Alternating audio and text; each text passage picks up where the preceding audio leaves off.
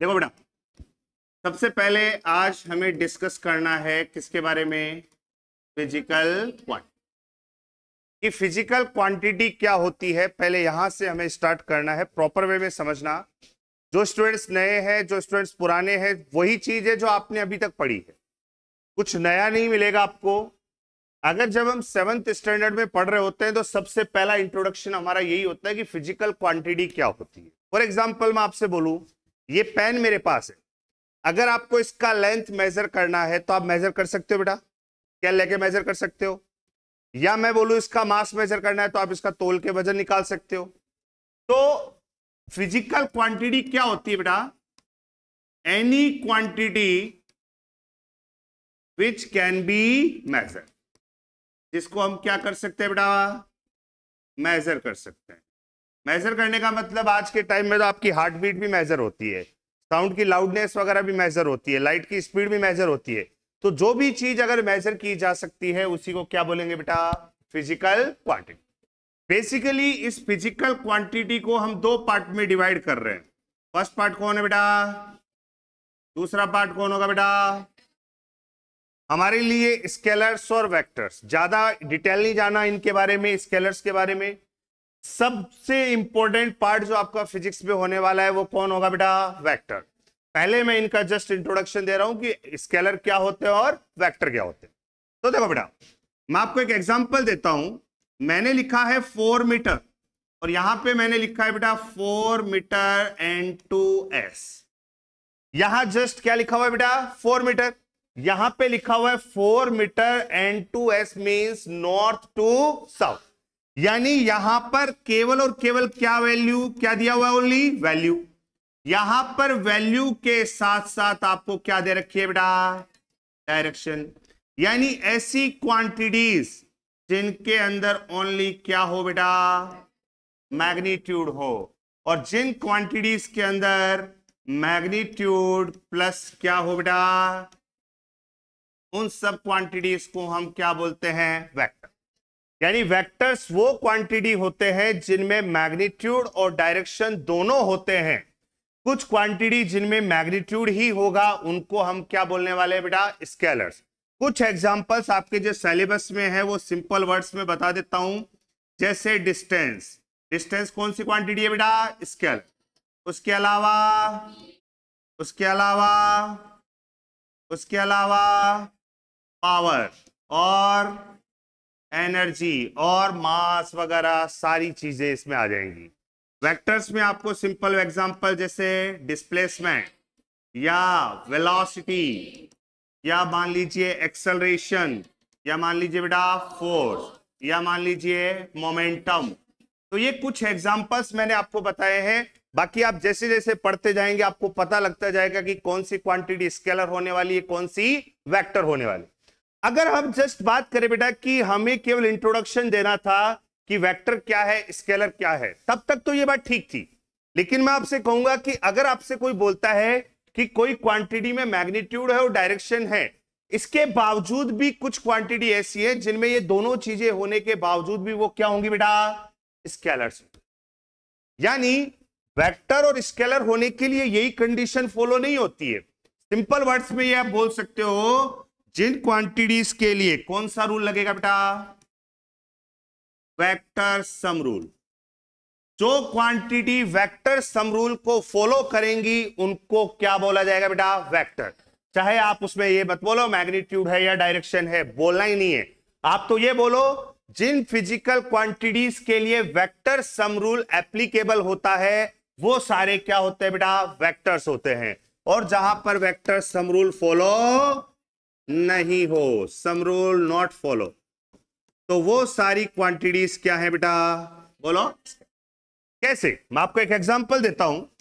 10th class में आपने बहुत अच्छे से पढ़ा होगा बेटा, जैसे ये बैटरी है, बैटरी के साथ में मान लीजिए कोई सर्किट बनाया है, मैंने ये रेजिस्टेंस ऐड कर दिया, तो प्लस और ये क्या है बेटा, माइनस। करंट की डायरेक्शन हम बनाते हैं किधर से किधर बेटा, बोलो पॉजिटिव से, यानी करंट की क्या है यहां पे, डायरेक्शन। तो तुम तो ये कहोगे सर डायरेक्शन है तो क्या होना चाहिए, ये वेक्टर। लेकिन ध्यान रखना इलेक्ट्रिक करंट के लिए वेक्टर सम रूल फॉलो नहीं होता। क्यों नहीं होता? जैसे आपको बोला 3 एम्पियर इधर से आया, 4 एम्पियर इधर से आया और 2 एम्पियर इधर से आया, तीनों करंट एक ही डायरेक्शन में आ रहे हैं, एक ही पॉइंट पे आ रहे हैं, तो टोटल करंट कितना हो गया बेटा? 3 + 4 + 2 कितना हुआ? 9 एम्पियर। मान लीजिए मैंने कहा 3 एम्पियर इधर से आ रहा है, 2 एम्पियर इधर से जा रहा है और 4 एम्पियर इधर से जा रहा है, टोटल करंट कितना हुआ बोलो? जैसे 3 एम्पियर आ रहा है और 4 एम्पियर बाहर, 2 एम्पियर भी बाहर, तो बाहर वालों को आपने मान लो प्लस लिया, तो इसको क्या लेना पड़ेगा बेटा? कितना हुआ बताओ? 6 - 3 कितना बचा? 3 एम्पियर। एक एग्जांपल देके बताया हूं, देखो दोबारा से समझिए इस चीज को आप।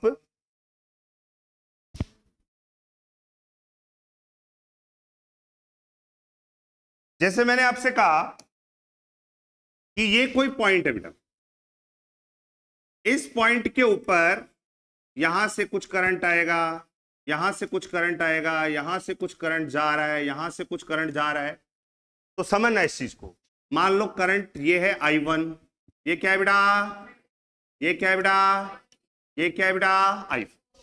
यानी आपके पास इस पॉइंट के ऊपर, या इस पॉइंट को आप नोड बोल दो, जंक्शन बोल दो, इस पॉइंट के ऊपर ये करंट्स अंदर आ रहे हैं और ये करंट्स क्या आ रहे हैं बेटा? बाहर।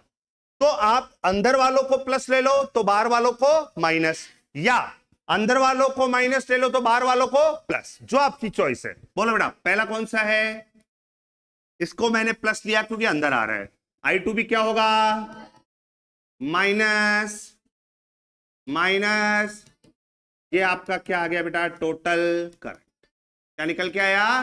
Total current. कैसे? देखो मान लो 3 एम्पियर, 2 एम्पियर, 1 एम्पियर, 2 एम्पियर। बोलो बेटा इस पॉइंट के ऊपर कौन कौन एंटर हो रहा है? 3 और 2, तो 3 एम्पियर प्लस, ये दोनों बाहर निकल रहे हैं तो माइनस का 1 एम्पियर माइनस का, यानी कितना हुआ बेटा? This is our. ये चीज करंट के लिए वैलिड है। ऐसे ही आपने देखा होगा बेटा, ये क्लॉक होती है, क्लॉक में आपने देखा ये जो निडल है वो कंटिन्यूअसली चलती है कि नहीं चलती? ये निडल आगे बढ़ती जाती है बेटा, यानी क्लॉक इस डायरेक्शन में जो निडल है क्लॉक की वो मूव कर रही है। इसका मतलब टाइम के अंदर क्या हो गया बेटा? टाइम में क्या हो गया बेटा? डायरेक्शन। लेकिन डायरेक्शन होने के बावजूद भी टाइम कौन सी क्वांटिटी है बेटा? बोलो। क्योंकि इसमें भी डायरेक्ट क्या हो जाता है? एडिशन हो जाता है। यानी वेक्टर रूल कहां लगता है? अभी आपको वेक्टर सम रूल के बारे में नहीं पता, लेकिन मैं आपको एक छोटा सा एग्जांपल देके बताता हूं कि वेक्टर सम रूल होता क्या है।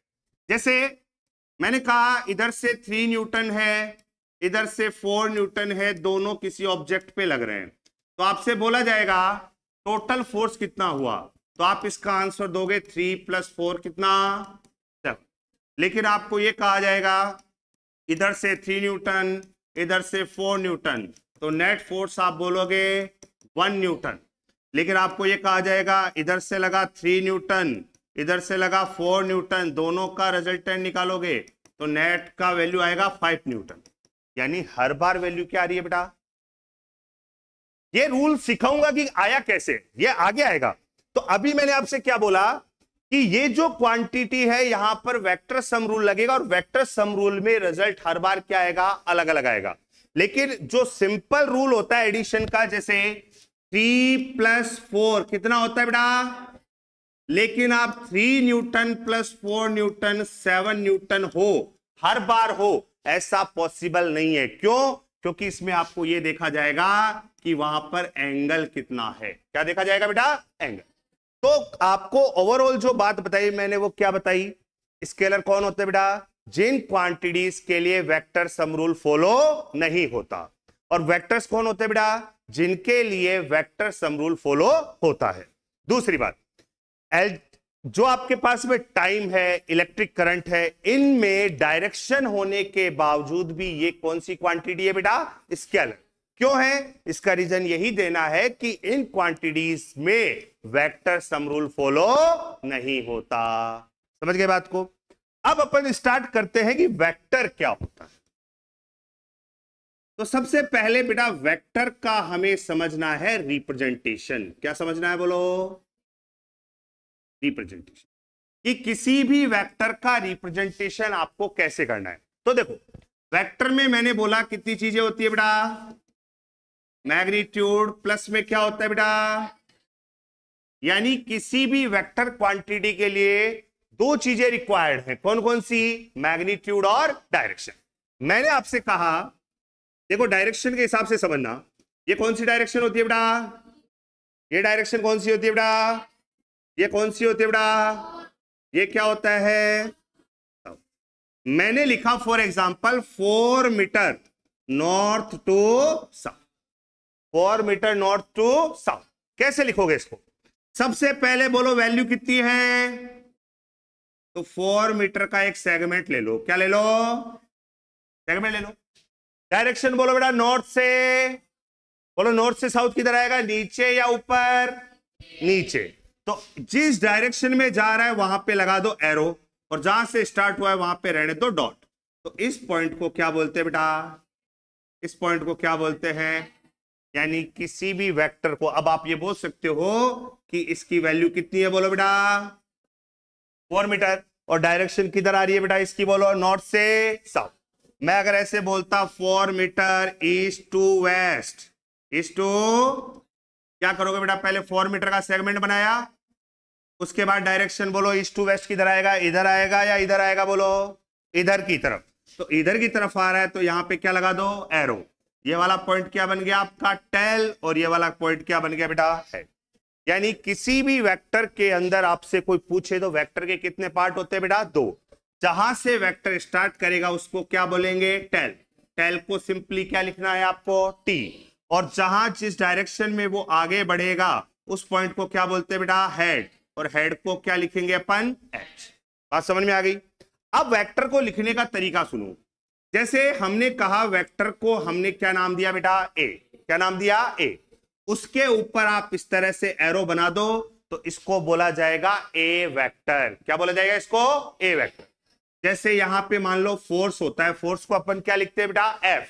इसके ऊपर आप इस तरह से एरो बना दो तो ये क्या बन गया बेटा? Force vector. क्या बन गया? ये फोर्स वेक्टर। बात समझ में आ गई? वेक्टर को लिखना कैसे है कि किसी भी क्वांटिटी के ऊपर आप एरो लगा दो, एरो लगाने से वो क्या बन जाएगा बेटा? आपका वेक्टर बन जाएगा। वेक्टर बनने के बाद अब सवाल उठता है कि एंगल बिटवीन वेक्टर्स कैसे फाइंड आउट करें।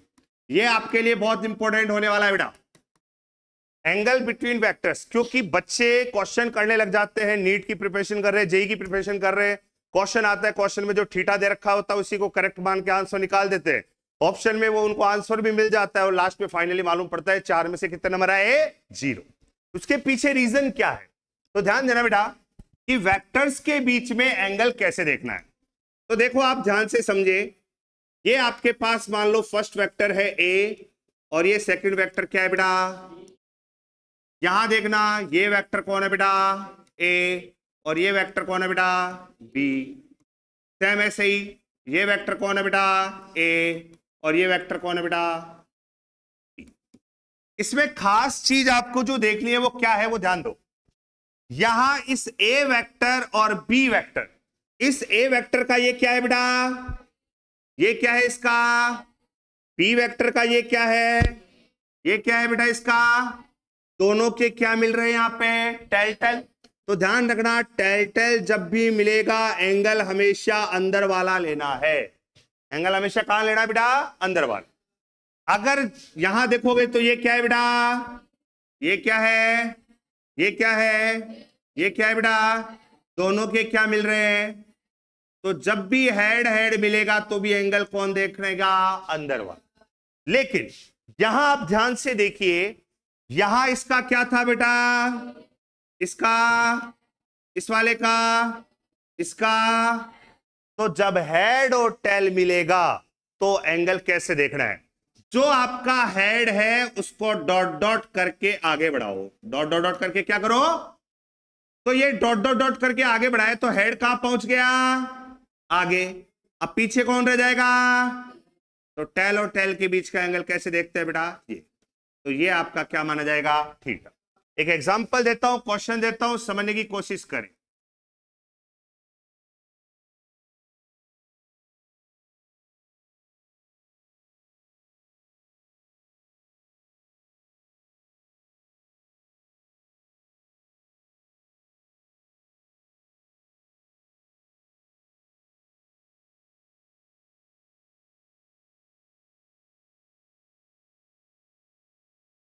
अब जैसे ये क्वेश्चन आपके सामने है, इस क्वेश्चन में आप सबसे पहले देखिए कि ए वेक्टर और बी वेक्टर के बीच में एंगल कौन सा है।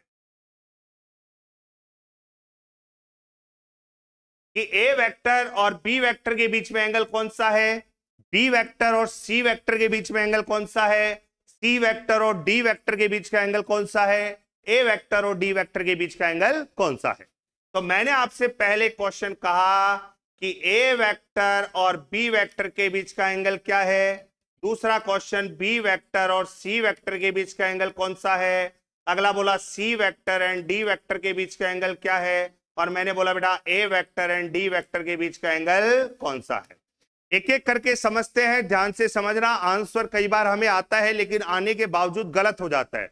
तो सबसे पहले एक बात बताइए बेटा, ए वेक्टर का यहां पर क्या है, बोलो हेड।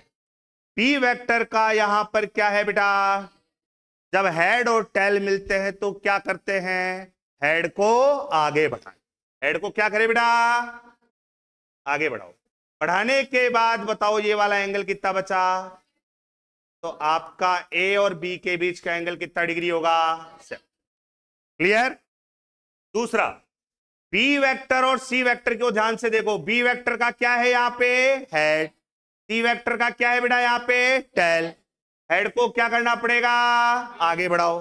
पूरा एंगल 180 का होता है, तो ये एंगल कितना बचा, बोलो बेटा 110। तो बी और सी के बीच का एंगल कितना हुआ, 110।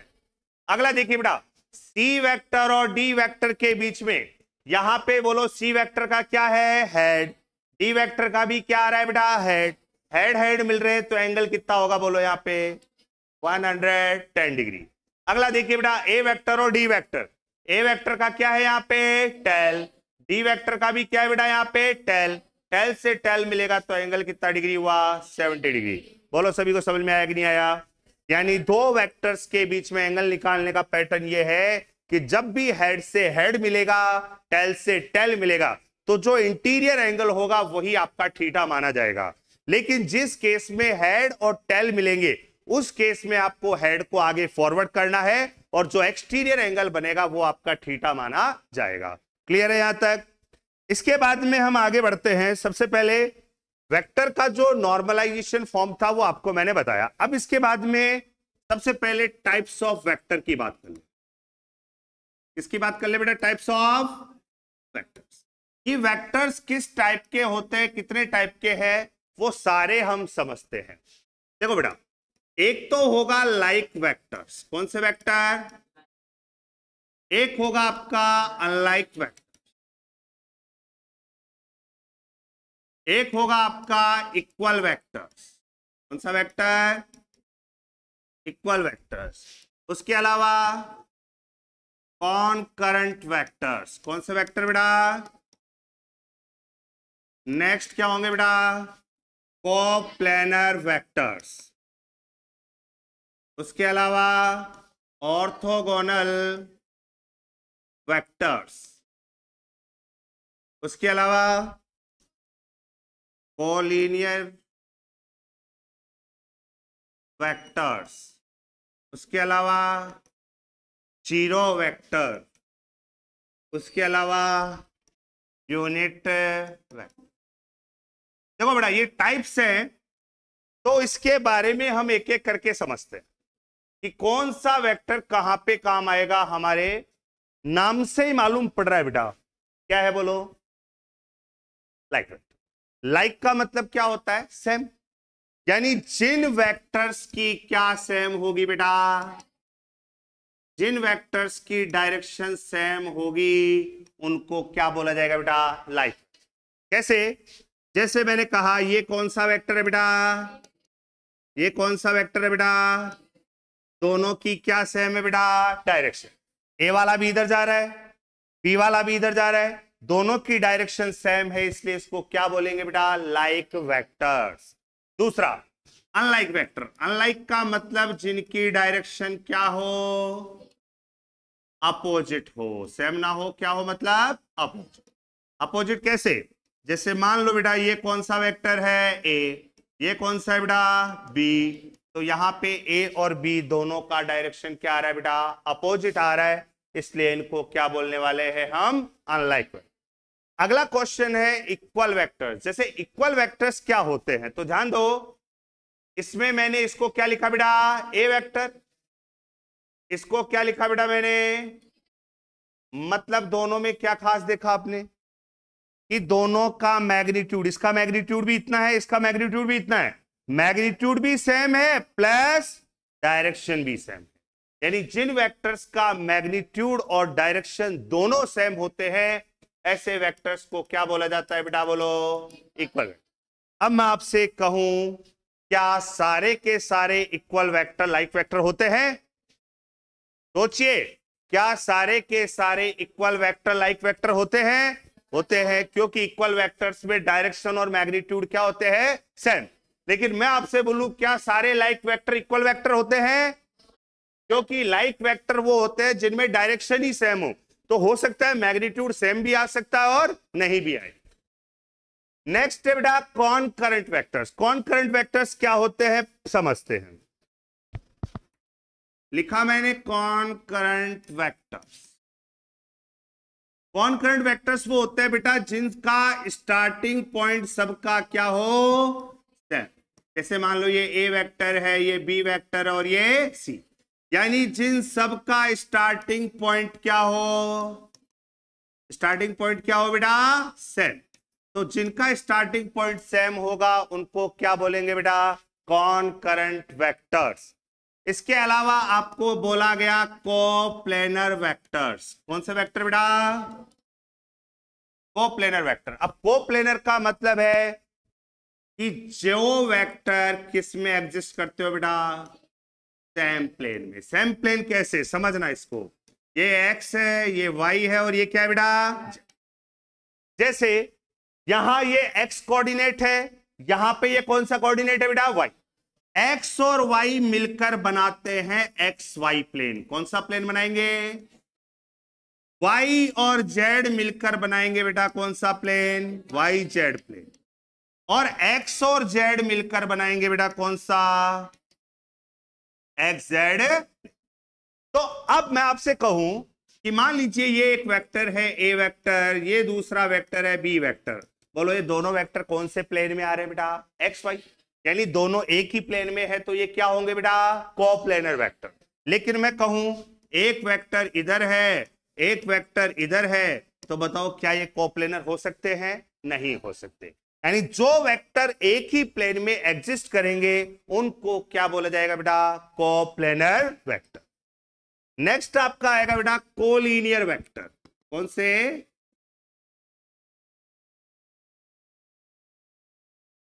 Collinear vectors.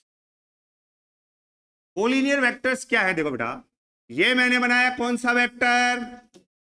यही मैंने क्या बनाया बेटा? यानी दोनों में खास क्या है? दोनों एक ही लाइन के अलोंग आ रहे हैं। एक ही लाइन है ये। अगर दो वेक्टर या दो से ज्यादा वेक्टर एक ही लाइन के अलोंग होते हैं तो ऐसे वेक्टर्स को क्या बोला जाता है बेटा? Collinear vectors. क्या बोला जाता है बेटा? Collinear vector. नेक्स्ट अपन बात करते हैं जीरो वेक्टर।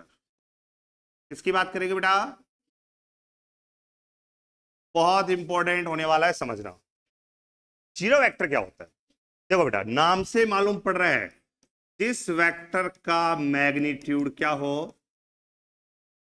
मैग्नीट्यूड क्या हो बेटा? और जिसकी नो डायरेक्शन, कोई डायरेक्शन भी नहीं हो। अब तुम तो ये कहोगे बोला सर डायरेक्शन नहीं है तो वेक्टर कैसे बना? जस्ट डायरेक्शन है ही नहीं तो आप इसको वेक्टर कैसे बोल सकते हो? तो ध्यान रखना बेटा, ये जीरो वेक्टर जस्ट एक क्या है, इमेजिनेशन है, which is used to solve mathematical problems. क्या सॉल्व करने के काम आता है बेटा, मैथमेटिकल प्रॉब्लम। जैसे पहले के जमाने में लोग कहते थे सो जा बेटा वरना गब्बर आ जाएगा, कहते थे। अब गब्बर कोई होता है क्या, नहीं होता था। एक बच्चों को एक डरा के बोला सुलाना है उनको, तो उनको नींद के लिए एक सोर्स बना दिया कि गब्बर का डर पैदा करके बच्चे को सुला दो। वैसे ही ये जीरो वेक्टर जो है इसका मैग्नीट्यूड जीरो है, तो हम बोल सकते हैं कि एक टाइप का इमेजिनेशन है, और इसका यूज केवल किसके लिए आता है बेटा, जो आपकी मैथमेटिकल प्रॉब्लम्स है उनको सॉल्व करने के काम में आता है। जैसे इसको लिखने का तरीका होगा, ऐसे जीरो बनाओ और उसके ऊपर क्या लगा दो बेटा, वेक्टर। तो जीरो के ऊपर वेक्टर लगाते ये कौन सा वेक्टर बन गया बेटा, जीरो वेक्टर। आगे बात समझ में। नेक्स्ट आपका जो आएगा वो आएगा पोजीशन वेक्टर। क्या आएगा बेटा, पोजीशन वेक्टर। अब पोजीशन वेक्टर क्या है ध्यान से समझिए बेटा। ये कौन सा प्लेन है बोलो, एक्स वाई प्लेन। कौन सा प्लेन है बेटा, मान लो इसके ये क्या होता है बेटा बोलो, ओरिजिन। इसके कोऑर्डिनेट क्या होते हैं, 0,0। मान लीजिए किसी पार्टिकुलर टाइम पे पार्टिकल इस पॉइंट P के ऊपर है, किसी पर्टिकुलर टाइम के ऊपर कोई पार्टिकल कौन से पॉइंट के ऊपर है बेटा, P पॉइंट। तो P पॉइंट के ऊपर है, तो P पॉइंट पे आपको यह देखना पड़ेगा कि इसके कोऑर्डिनेट्स क्या होंगे। जैसे मान लो एक्स एक्सिस से सपोज दैट कितना डिस्टेंस पे है एक्स, वाई एक्सिस से मान लो कितना डिस्टेंस के ऊपर है बेटा वाई, तो इसके कोऑर्डिनेट क्या हो गए, एक्स कॉमा वाई। किसी भी पॉइंट के कोऑर्डिनेट लिखने का तरीका क्या होता है कि जहां वो एग्जिस्ट कर रहा है उसमें ये देखिए कि एक्स एक्सिस से कितना डिस्टेंस पे है और वाई एक्सिस से कितना डिस्टेंस पे है, तो उस पॉइंट के कोऑर्डिनेट होंगे एक्स कॉमा वाई। तो ध्यान देना ये क्या है बेटा, ओरिजिन, और ये क्या है बेटा, पॉइंट। तो इस ओरिजिन से उस पॉइंट को ज्वाइन करने वाला वेक्टर कौन सा वेक्टर होगा बेटा, पोजीशन। यानी a vector joining a point from origin, यानी ओरिजिन से उस पॉइंट को ज्वाइन करने वाला वेक्टर आपका कौन सा वेक्टर होगा बेटा, पोजीशन वेक्टर। इसको लिखोगे कैसे, ओरिजिन को मान लो आपने क्या नाम दिया बेटा ओ, इस पॉइंट को क्या नाम दिया बेटा पी, तो इसको लिखा जाएगा ओपी वेक्टर। क्या लिखा जाएगा बेटा, ओपी वेक्टर। अब इस ओपी वेक्टर को निकालने का तरीका क्या है, ध्यान से सुनना। बोलो इसका एक्स कोऑर्डिनेट क्या है बेटा, एक्स माइनस इसका एक्स कोऑर्डिनेट क्या है बेटा, एक्स एक्सिस के लिए क्या लगाते हैं बोलो, प्लस। दूसरा ये क्या है बेटा, माइनस। वाई के लिए क्या लगाते हैं बेटा, चेक। कुछ बच्चे अभी नए हैं उनको ये बता देता हूं बेटा, हमारे पास 3 डायरेक्शन है, एक्स वाई और जेड। एक्स की डायरेक्शन के लिए हमें यूज करना है आई कैप, वाई की डायरेक्शन के लिए जे कैप, और जेड की डायरेक्शन के लिए के कैप।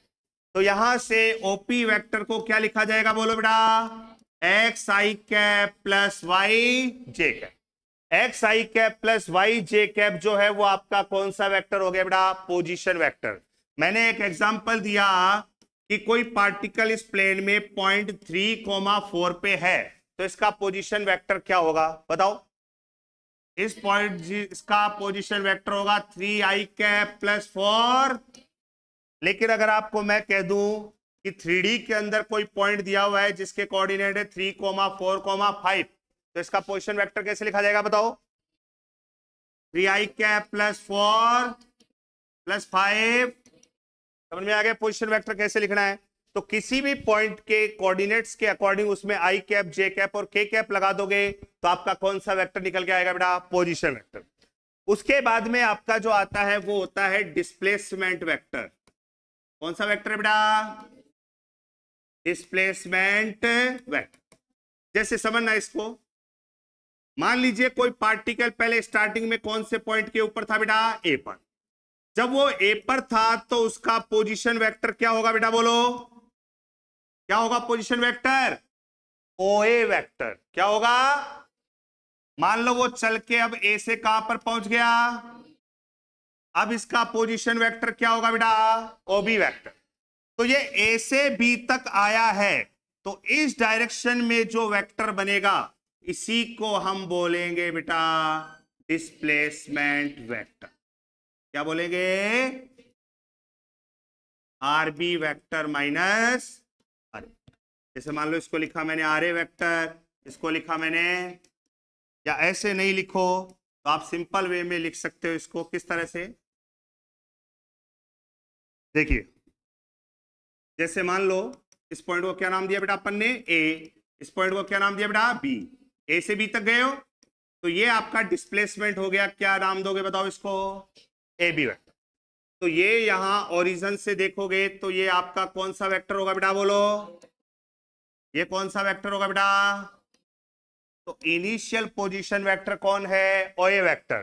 फाइनल पोजीशन क्या है बेटा, ओ बी वेक्टर। तो आपको कोई बोले ए बी वेक्टर निकालना है तो क्या तरीका होगा बेटा इसका, O B vector minus this is your displacement vector.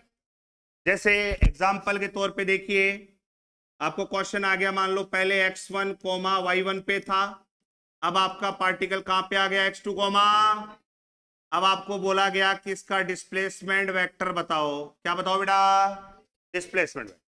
तो ये क्या है बोलो, ओए, ये क्या है बेटा, तो ओए और ओबी निकालना आता आपको, कैसे निकालोगे बताओ, ओए वेक्टर को क्या लिखोगे, बोलो x1 प्लस y1, ओबी वेक्टर को क्या लिखोगे बेटा, y2 j। तो यहां से मैं बोलूं आपको ए बी वेक्टर निकालना है तो क्या फॉर्मूला है बेटा, ओबी वेक्टर माइनस ओए वेक्टर। ओबी वेक्टर माइनस ओए वेक्टर का मतलब क्या आएगा बोलो, x2 i cap plus y2 j cap minus x1 i cap y1, फिर आपस में i को j को कॉमन लेके आप इसको सॉल्व कर सकते। क्लियर है यहां तक। सबसे इंपॉर्टेंट वेक्टर जो बचा हुआ है, लास्ट तक इसको बचा के रखा आपके लिए, इसको बोलते हैं बेटा unit. It is very important for you. आपके फिजिक्स में सबसे ज्यादा यूटिलाइज होने वाला वेक्टर कौन सा है बेटा, यूनिट वेक्टर। अब सवाल ये उठता है कि यूनिट वेक्टर क्या है। देखो बेटा, नाम से मालूम पड़ रहा है यूनिट, यूनिट का मतलब क्या होता है, वन। यानी ऐसा वेक्टर जिसका मैग्नीट्यूड क्या होता है बेटा, वन। ऐसा वेक्टर जिसका मैग्नीट्यूड क्या होता है बेटा, वन। यानी it is a vector of unit magnitude, it is a vector of unit magnitude which is used to represent the direction of given vector।